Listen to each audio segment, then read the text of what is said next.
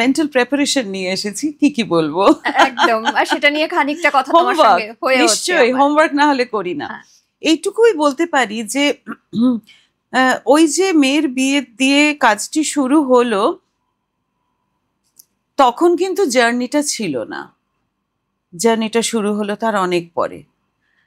যখন মনে মনে ভাবতে লাগলাম যে এইটা অবলম্বন করে আমার ভেতরে যে বক্তব্যগুলো আছে, সমাজ পরিবর্তনের যে কথাগুলো সবসময় আমি মনে মনে ভাবি, আমি অত্যন্ত স্পিরিচুয়াল মাইন্ডেড, ঈশ্বর বিশ্বাসী, কিন্তু ঠাকুর ঠাকুর করতে পারি না, এটা আমার একটা সমস্যা। তো সেইভাবে এই প্রাচীন, অতি প্রাচীন যে স্ক্রিপচার্স আমাদের সংস্কৃত সাহিত্যে রয়েছে, তারা যে কি অসম্ভব ভালো কথাগুলো তারা ঋষিরা বলে গেছেন, সেইগুলো যদি আমরা ভালো করে বুঝিয়ে না বলতে পারি আমজনতার কাছে, তারা তো ক্রমশ পৌরোহিত্যের প্রতি তাদের ইন্টারেস্ট হারিয়ে ফেলছেন, এবং সেটা দায়িত্ব পুরোহিতের।